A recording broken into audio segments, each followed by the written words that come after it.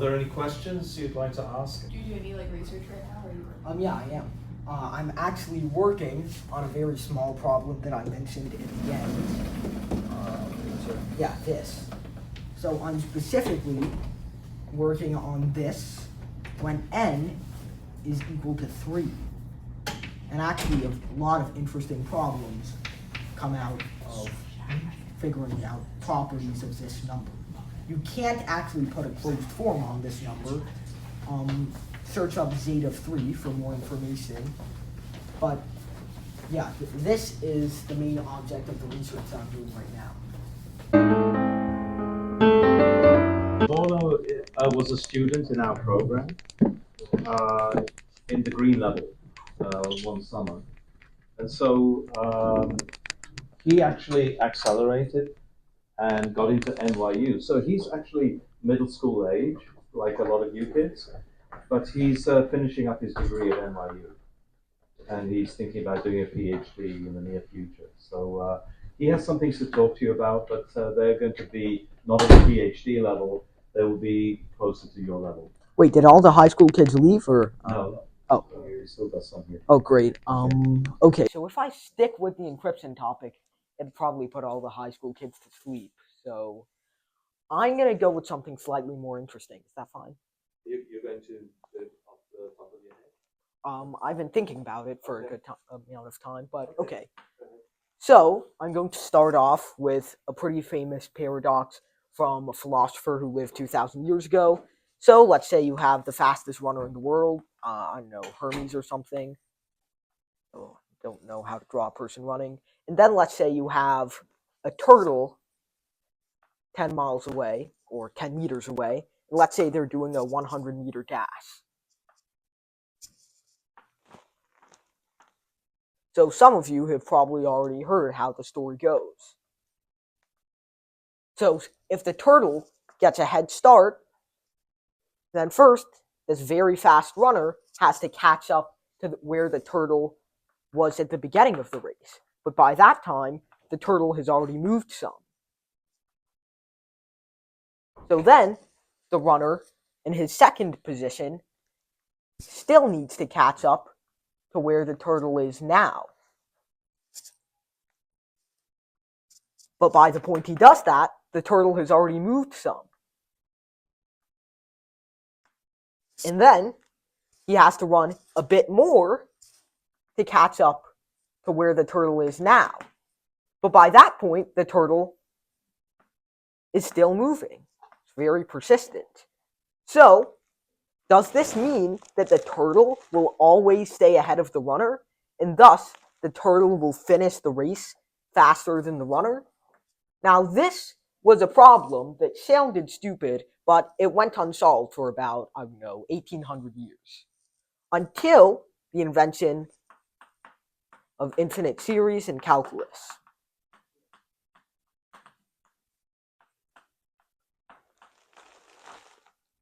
So, it turns out this turtle is not going to finish the race faster than this runner. Why? Because when this runner gets to the turtle's... No, that doesn't look right. I don't care. So when this runner gets to the turtle's first position, so let's say the turtle has some speed t, vt, and the runner has some massively greater speed, vr. So the turtle has already started 10 meters ahead. So it takes the runner 10 divided by his velocity, vr, in order to catch up with where the turtle was the first time. But by that point, the turtle is moved. So it takes the runner, well, how much has the turtle moved in that time? It's moved the amount of time that you gave it multiplied by its velocity. So it takes the runner 10 over vr squared multiplied by vt. Okay, let's say the turtle has already moved this much, which means that the time it takes the runner is 10 vt over vr squared, since you have to divide the distance that it's moved by the velocity. But of course, you know what Zeno's going to say, the turtle has already moved again by the time the runner reaches this point. So, the turtle has moved by how much? Well, the amount of time that you gave it multiplied by its velocity. So that means that the runner is going to have to take 10 vt squared over vr cubed to cross this amount. And of course, I think you can see the pattern. Once again, the turtle will have moved by that point, and the amount of time it takes this runner, oh my god, the amount of time it takes this runner is 10 vt cubed, vr to the fourth, and so on and so forth. And so you will notice that the amount of time the turtle and the runner spend, the runner chasing the turtle until they reach the same position, is going to be 10 over vr plus 10 vt over vr squared plus 10 vt squared over vr cubed plus 10 vt cubed over vr to the fourth, and so on and so forth. So, is this an infinite amount of time, as Zeno proclaimed when setting up this paradox? Well, it turns out, even though there are infinitely many terms in the sum, this does not evaluate to something infinite. In fact, we'll show later that this evaluates to something like, and then you have to figure out what VR is. This is 10 over VR multiplied by 1 plus VT over VR plus VT squared over VR squared plus ... And so you will notice that he spends 1 over 1 minus VT over VR. Now, of course, you also have to notice that if the turtle is somehow faster than the runner, I know he skipped leg day, that means that this is going to be greater than 1, and this expression is no longer going to make sense. So that's a nice sanity check. So we're going to show today that this infinite sum only sums to a finite amount of time. Now, it makes sense, right? You can derive from simple algebra how long the turtle will spend in front of the runner. Because the runner, running at some speed VR, well, you can graph it out. He's going to start, actually we want something with higher slope and probably a different color too. So he's going to start like this from the origin with slope VR. Meanwhile, this turtle is going to start a lot slower. But it has that advantage of plus 10. And at some point, so this is distance, this is time, at some point the race is going to have to stop. Wait a second. Oh, no. Oops. The race is going to have to stop, let's say, over here. And you'll notice that the runner has at some point overtaken the turtle, which finishes a lot later. So, what's this point right here at which it overtakes the turtle? Well, we simply set these two equations equal to one another, and we figure out that it's equal to 10 over VR minus VT. And now, let's see how much time it spends with our geometric series calculation, which we'll justify later. Wait a second, it's 10 over VR minus VT. Okay, so how does this sum actually work? How can we be sure that this infinite sum sums to something finite? Well, Isaac, can you take it to the input? yes, sorry. You guys, well, some of you have probably already taken calculus, so you'll know the easy way to justify a geometric series sum.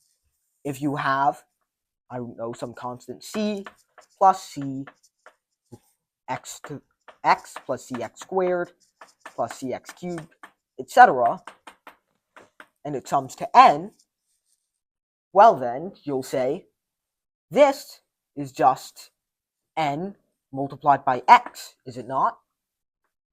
So you get c plus nx is equal to n, and hence n minus nx is equal to c, so n is equal to c over 1 minus x.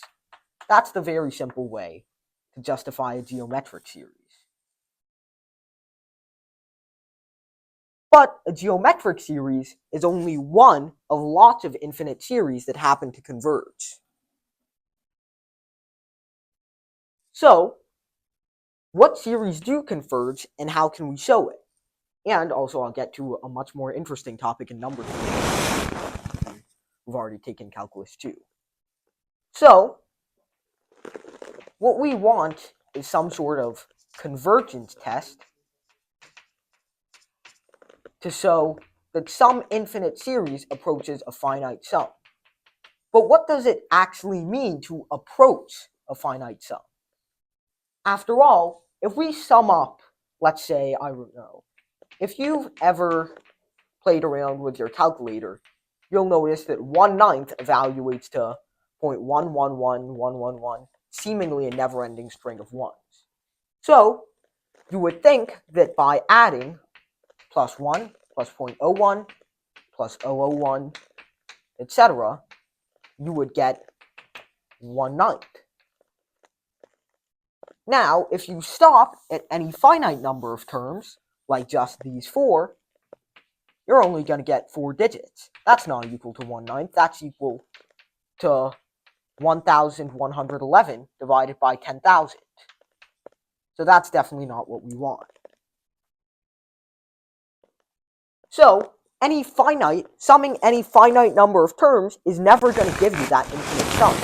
There's no amount of terms over here that you can sum that's going to give you 10 over VR minus VT. If you sum these first 4 terms, you're going to fall a little short. If you sum the first 5, you're going to fall a little bit short. If you sum the first 1,000, it's still not going to be exactly this. So what does it mean to even evaluate an infinite sum in the first place? And how did we do the funky algebra justification from over here? Well, for that, we have to get introduced to a formal notion of limits. There's an eraser over there.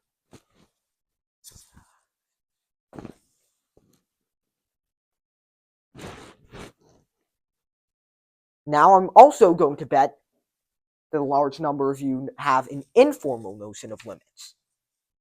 So, a limit is just when the difference between an infinite sequence of numbers and an eventual convergent gets smaller and smaller and smaller. Here the difference is 1/9, here it's 1/90th, here it's 1/900th, here it's 1/9000th, and eventually that difference approaches 0. And actually, this is what the formal definition of a limit builds off of. So what does it mean to actually approach something? Well, let's say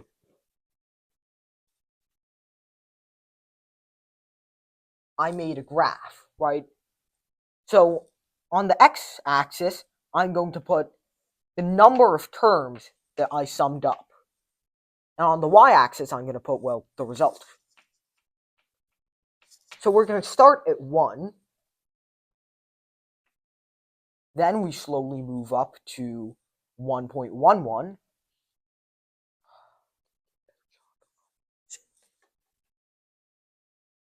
Damn. So you have 1 here, 1.1, 1.11, 1.111, and in fact, let's make it more of a dot plot.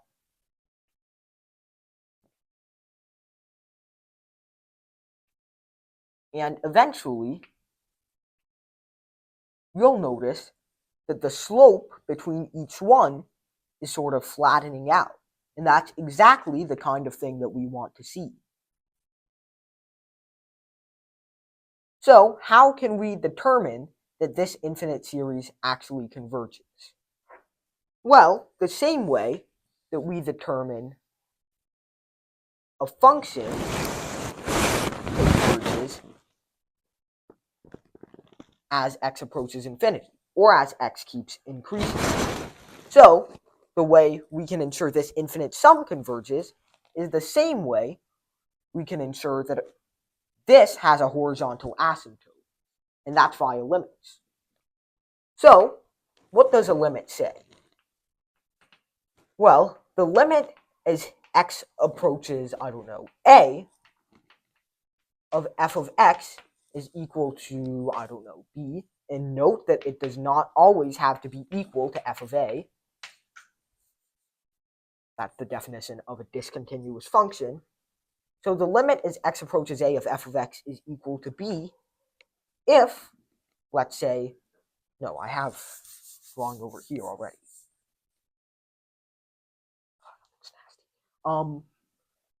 Let's draw a over here, and let's draw b over there. Now, what I'm going to do is I'm going to draw what we call an epsilon neighborhood. Now, what does that mean? Well, I take the interval on the x-axis between a minus epsilon and a plus epsilon, where epsilon is just some very small positive number that I take that happens to be greater than 0. Well, that's so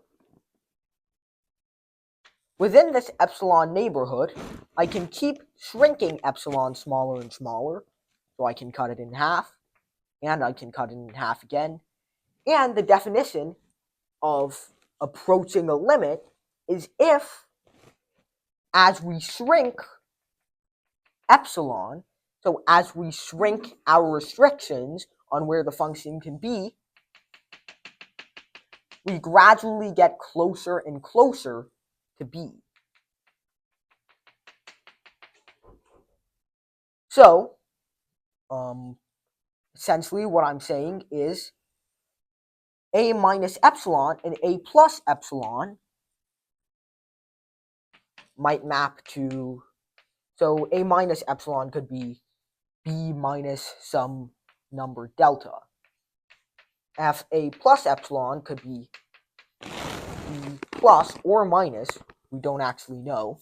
So this could be b plus some number, and this could be b plus some different number. That feels like it's going to be really confusing really soon. Who cares? So if we say this is, b plus a, and this over here is b minus b, then we can shrink this neighborhood, draw these lines again, and we check if it's squeezed in a little bit more. So I'm going to draw more details.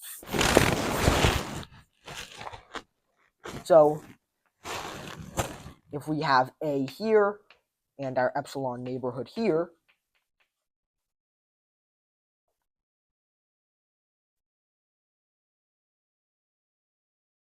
and we draw f of a minus epsilon and f of a plus epsilon over here, we want to make sure that f of a minus epsilon and f of a plus epsilon can get arbitrarily close to that limit, b. So of course, f of x doesn't have to actually be b at a, but this is the limit. So I'm going to write the limit as f of x a. So if we can keep making this distance smaller, that is, if this minus b, which is defined as the limit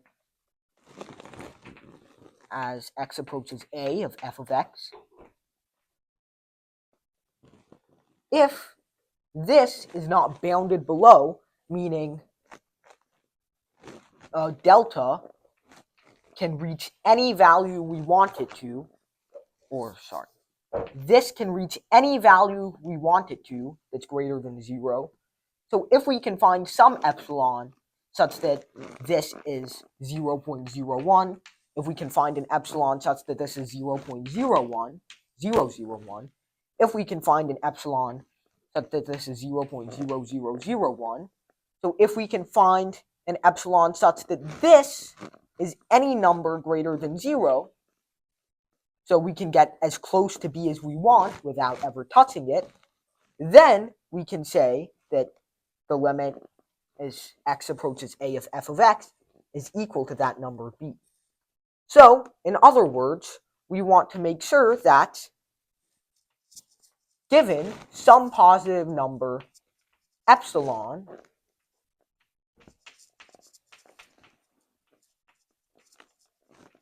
we can let the distance between one of the bounds of that epsilon neighborhood, f of a plus that very small epsilon minus b, we want to be sure that will be less than delta for any delta we pick. So if we can pick delta greater than 0, and there exists an epsilon for any delta we pick, no matter if delta is extremely small, if it exists for 0.01 or 6 times 10 to the minus 54, as long as it exists for every delta greater than 0, then we can say that f of a approaches b. Now, a quick side note is that I use f of a plus epsilon. Now, for those of you who have taken calculus, this is just the limit coming from the positive direction. So the limit as x approaches a, and you might see a plus right next to the number. Now, the limit from the other direction is what happens when we replace this with a minus. And sometimes this one doesn't exist. Or sometimes it does exist, but for a different number that's not b. And in those cases, the total limit, x approaches a, does not exist at all. So, great. We've defined what this means for a function. But wait a second. A is a number. Infinity is not really a tangible number. I think we've run into a bit of a problem. So what can we say exactly? We can't just replace the a in this expression with infinity.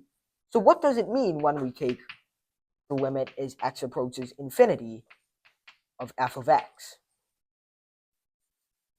Well, essentially, we aren't subtracting epsilon from infinity anymore. Instead, what we're doing is we want to be able to pick some n, for example, such that beyond n, f of x doesn't go below a certain value. And then we want to be able to pick a higher n1 such that after n1, f of x doesn't approach a certain higher value, and so on and so forth. So we want to essentially use what we call the squeeze theorem. We want to make sure f of x is always less than its limit as f of x approaches infinity,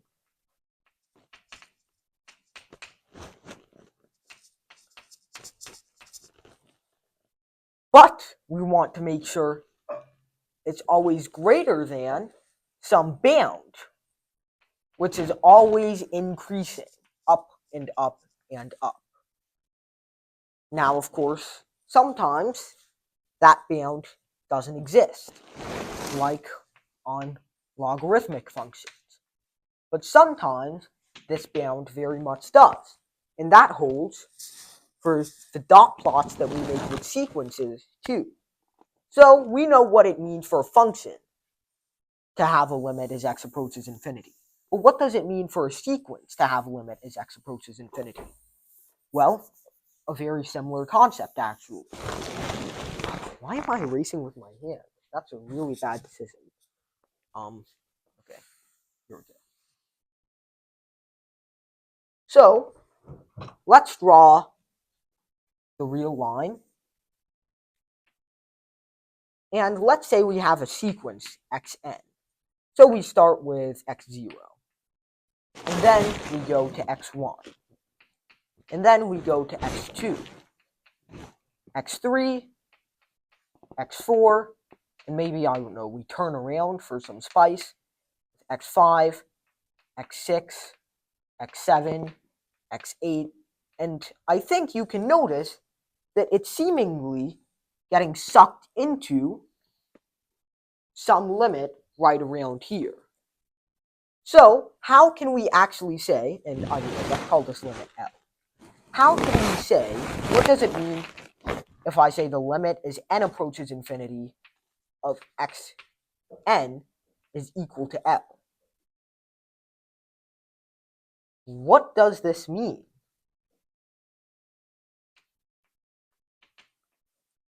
Well, it essentially means, let's say I pick n, right? Then, if I have k is greater than n, we want to make sure that the distance between xk and our limit has to be, is this visible? It's not, is it? Okay. Can bring in a second board then.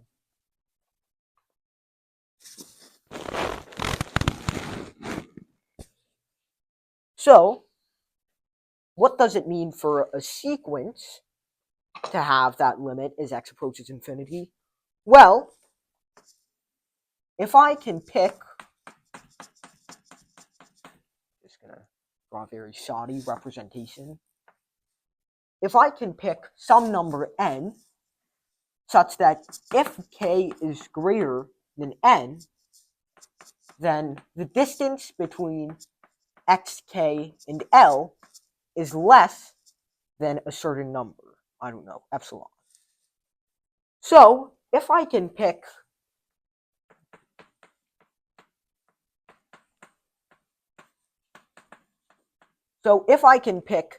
any epsilon and n still exists for all epsilon greater than 0, then the sequence approaches L as n approaches infinity. So what does this mean intuitively? Well, it means after a certain point, let's say after term x is equal to 5, x6 minus L is going to be less than a certain number.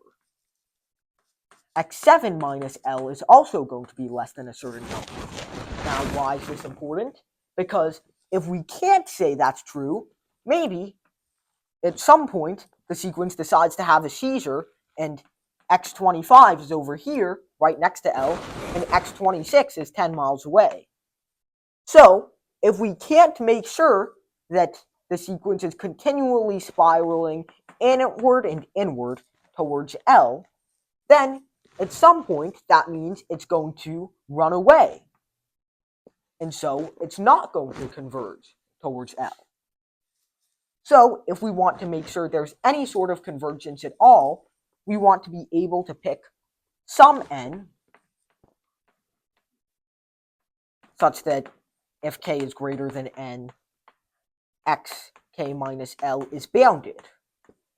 Then we want to be able to pick an even greater n1 such that if k is greater than n1, we have an even smaller bound, epsilon 1. Then we want to be able to pick some n2 greater than n1 greater than n, such that if k is greater than n2, then this is bounded even tighter. We're essentially suffocating this sequence until it goes exactly towards L. So let's see if we can pick some n for any epsilon given an example. Like, let's say,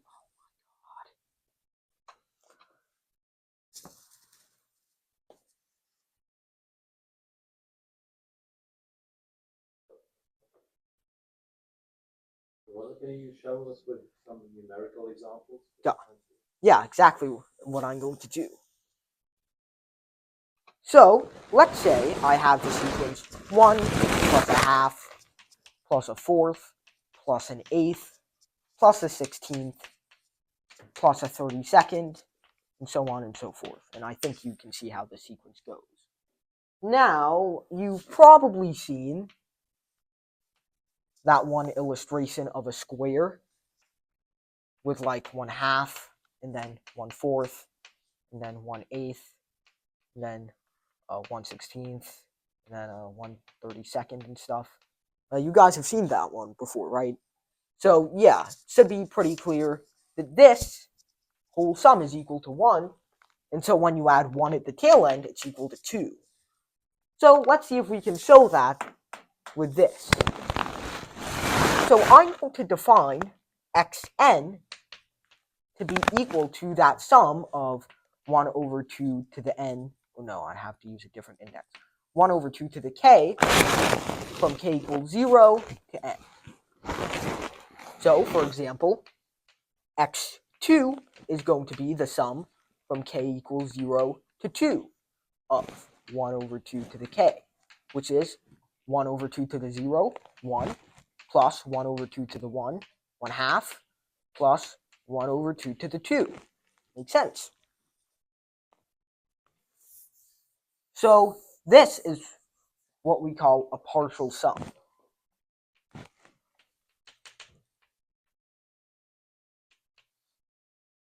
And so, can we find a better expression for this? In fact, we can find an expression that's not an infinite sum for this special scenario. And what you'll notice as well, it actually comes quite intuitively from this over here. So, if I pick just this section of the square, how much of it is missing? A half, right? So then, if I pick this section of the square, how much of it is missing? Yeah, okay. And then if I pick, there's got to be more colors. This section of the square,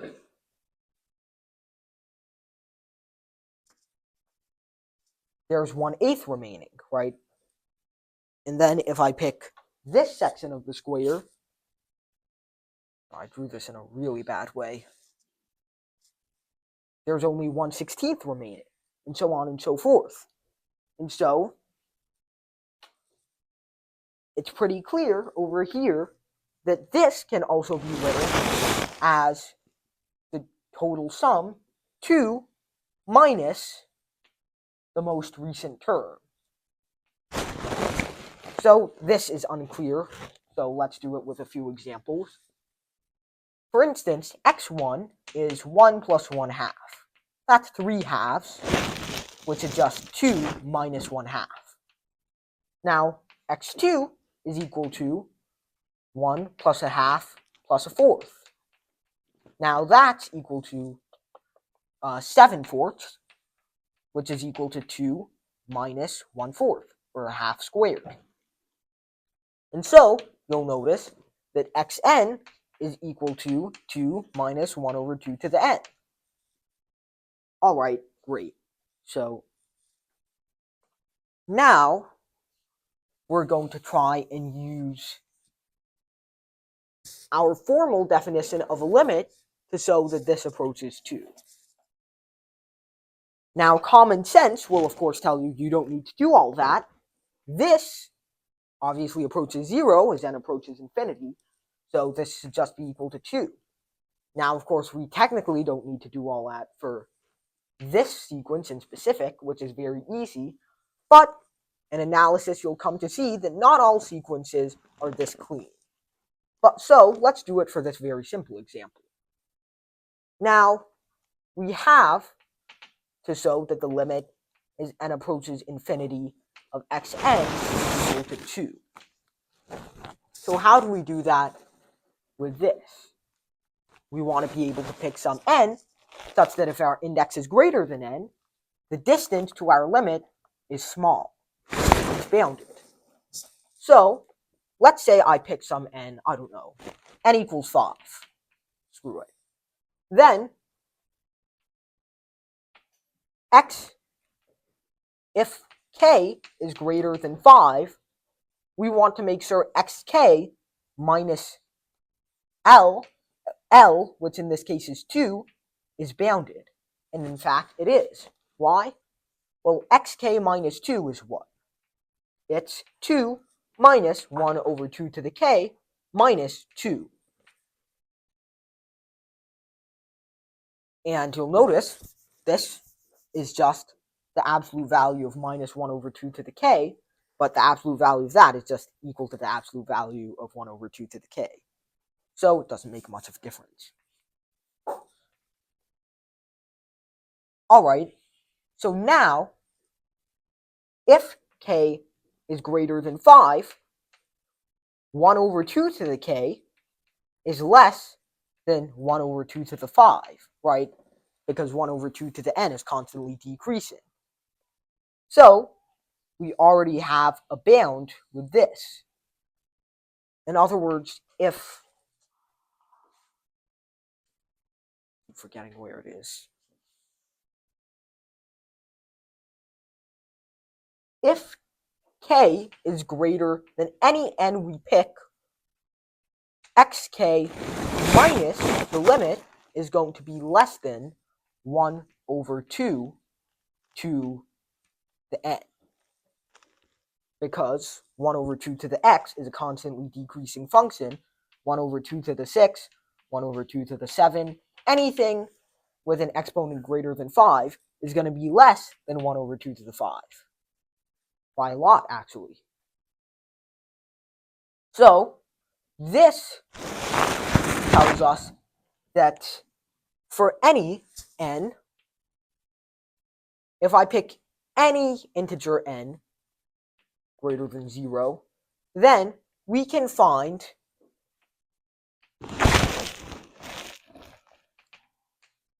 a sequence epsilon of n such that the limit as n approaches infinity of epsilon of n is equal to 0, and epsilon of n always exists.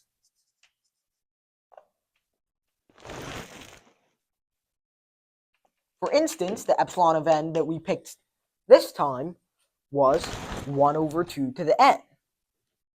And hopefully I don't have to show that 1 over 2 to the n has a limit of 0 as n approaches infinity.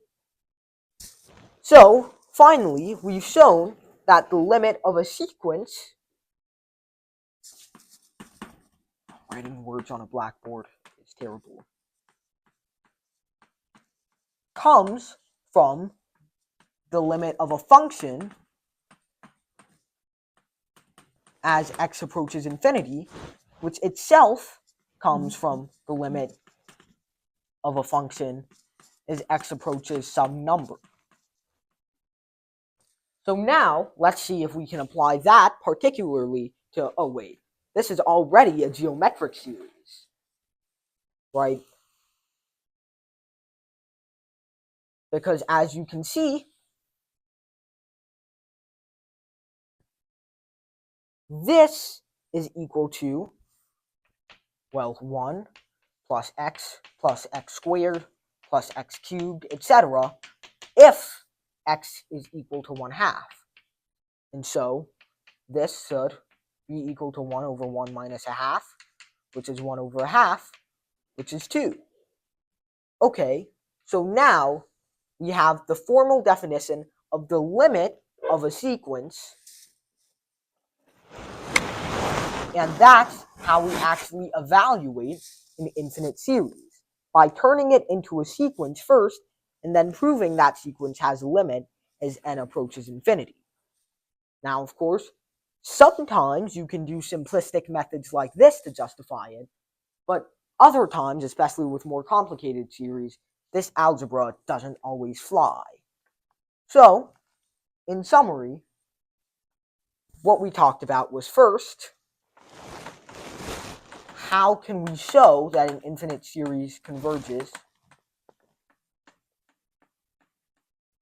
And to do that, we first look at the convergence of a function as x approaches some number. Then we look at the convergence of a function as x approaches infinity.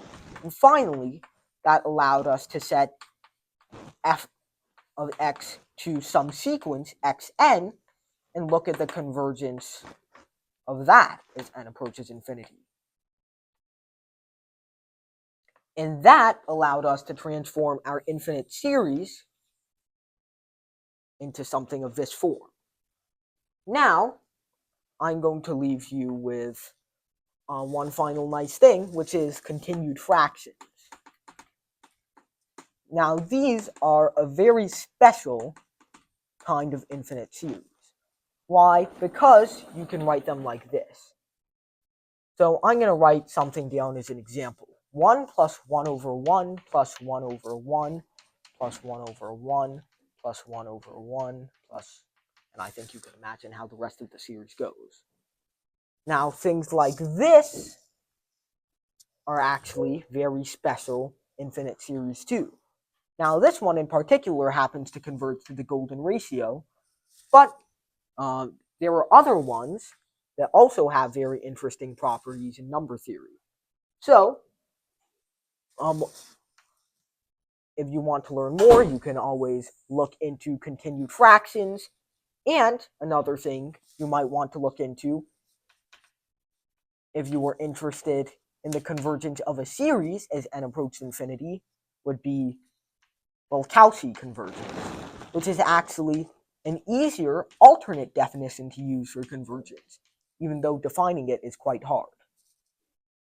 So, all in all, that's how we actually show that a sequence, an infinite sum, reaches a finite number. Can you give an example of a... Okay. So, there's the very famous textbook example of a sequence that really should converge but actually doesn't. You should also ask some questions. No, it's fine. If you don't ask questions, you don't learn. Okay, so 1 plus a half plus a third plus a fourth plus a fifth plus a sixth, and so on and so forth. Now, you guys, some of you probably already know the answer to this. This is a constantly decreasing sequence. 1/3 is less than a half. 1/4 is less than a third. 1/5 is less than a fourth. 1/6 is less than a fifth, and so on and so forth. 1 over x plus 1 is always less than 1 over x. So does this converge to a finite sum? As it turns out, nope. Now, why is that?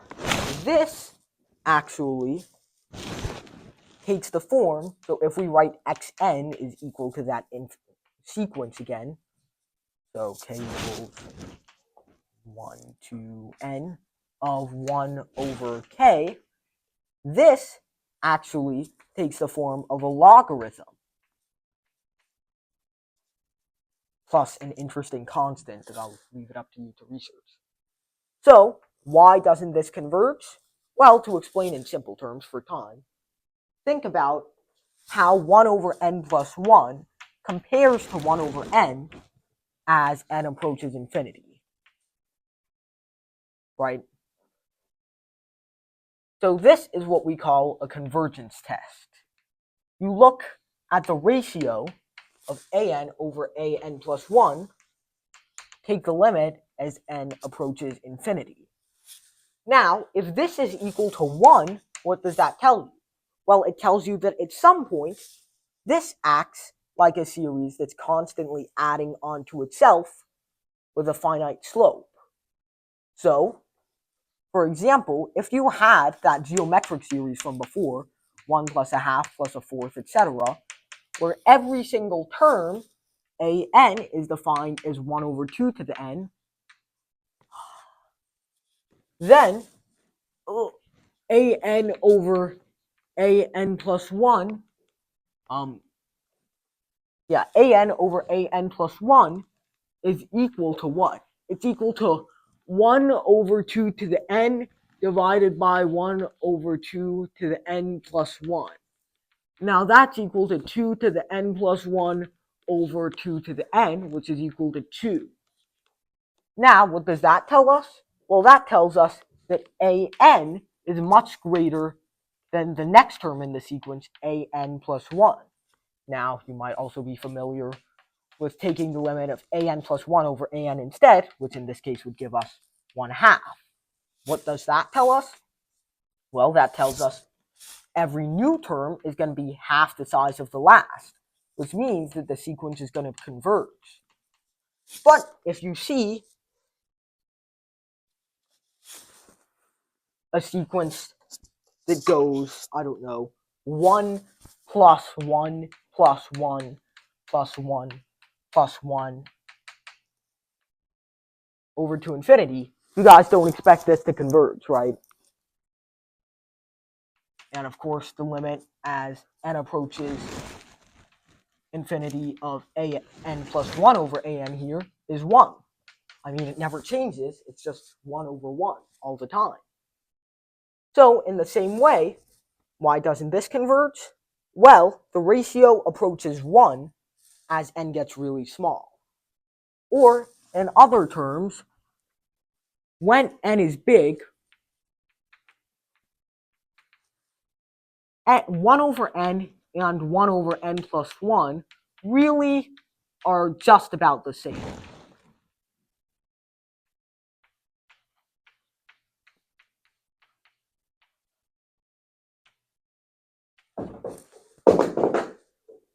Now, sorry to keep you waiting for this much time, but also study ln of x. Now, the derivative of this function is 1 over x, which implies what? Well, what's ln of x plus 1 minus ln of x over 1? Well, that's equal to ln of x plus 1 over x. You're right. Okay, let's drop the logarithms. All I'm going to say is that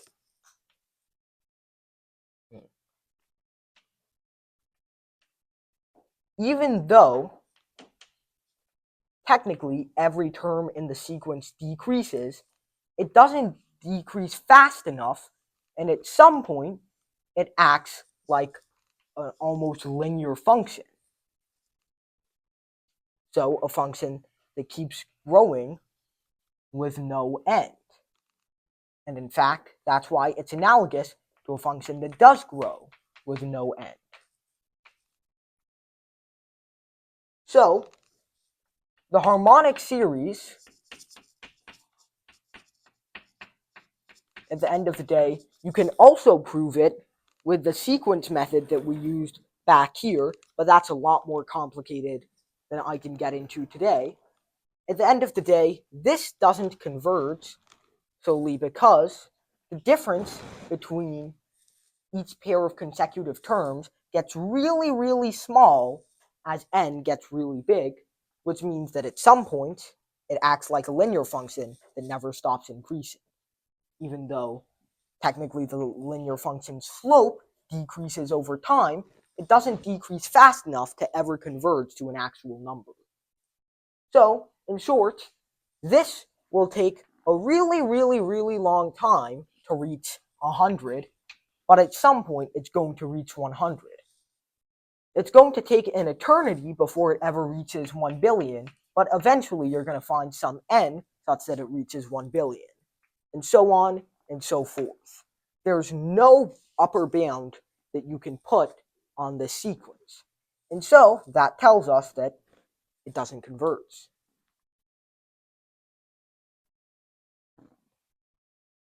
Yeah, I guess that's an example of a sequence that seems like it should, but it actually doesn't.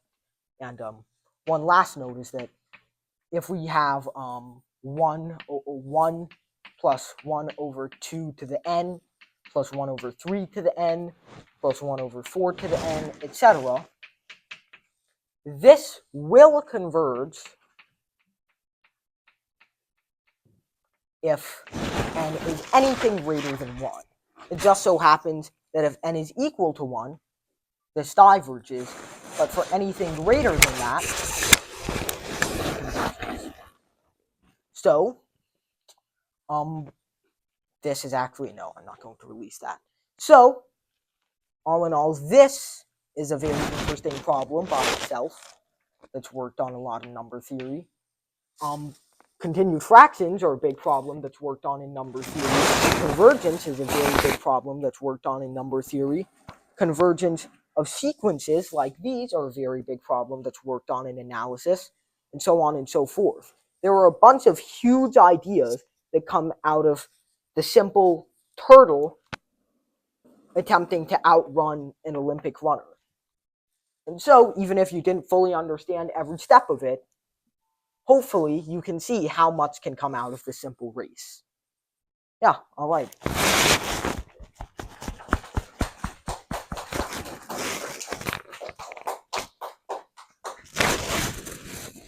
Are there any questions?